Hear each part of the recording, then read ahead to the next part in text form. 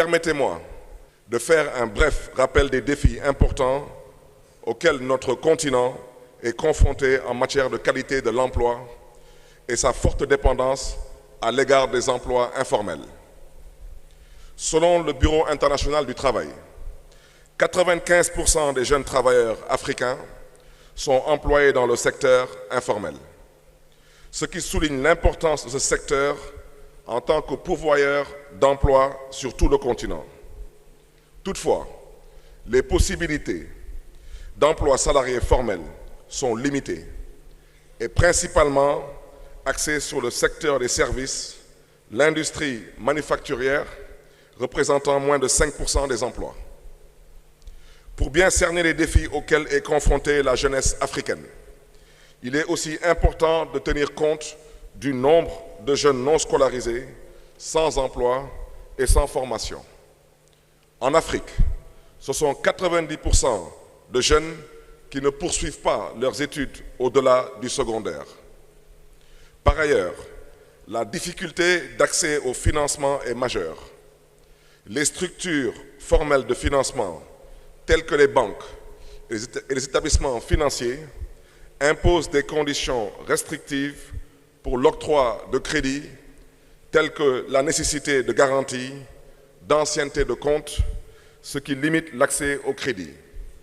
La microfinance et la nanofinance ne répondent pas toujours aux attentes de toutes les communautés. La banque Grameen, fondée par Mohamed Younous au Bangladesh en 1983, offre des prêts à des groupes de femmes appelés groupes d'emprunteurs, qui se portent caution mutuellement dans le cadre de l'approche dénommée Banque des pauvres. Les prêts sont accordés sans garantie ou hypothèque et destinés à soutenir des activités génératrices de revenus.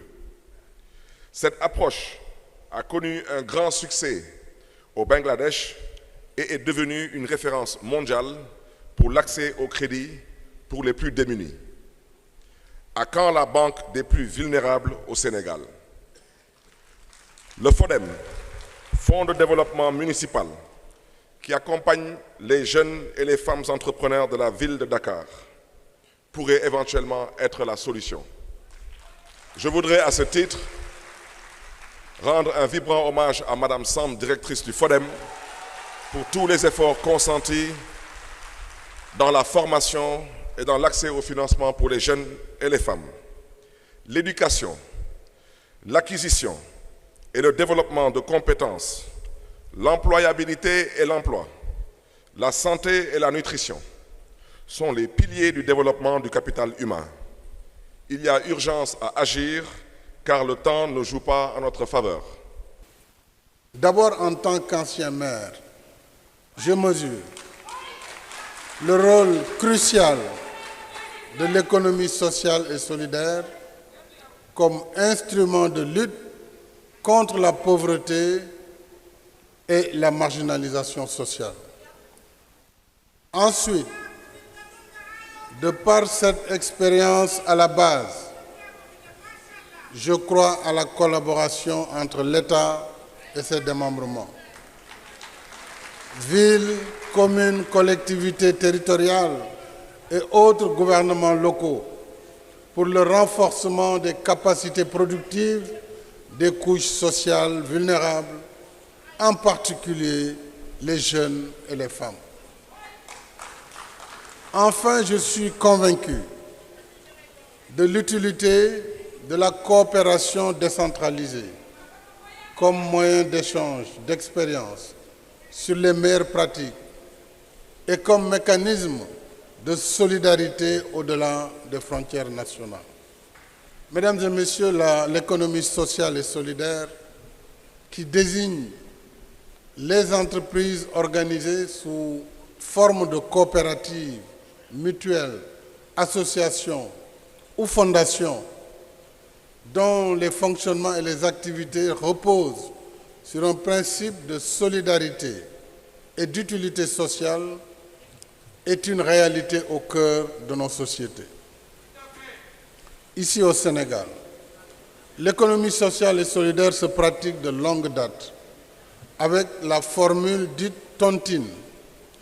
Tontine de nos mamans, c'est connu, dont les membres se retrouvent par affinité pour cotiser et récupérer leur mise à tour de rôle.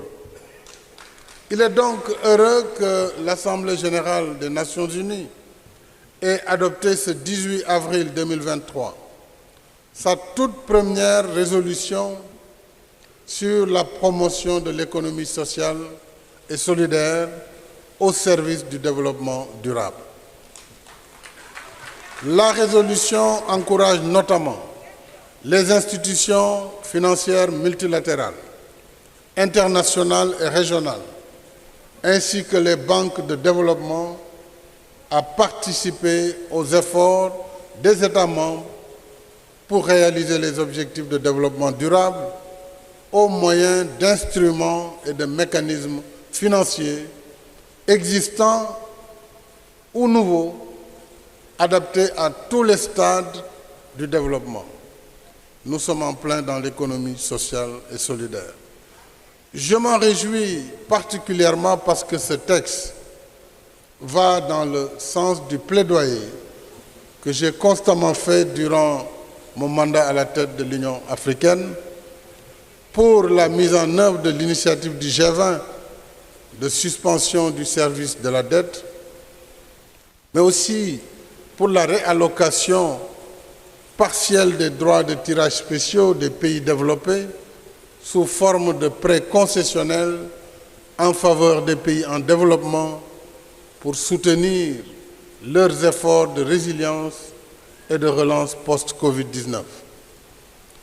C'est dire, mesdames et messieurs, que dans un contexte de crise exacerbée, l'économie solidaire doit également s'appliquer à l'échelle internationale.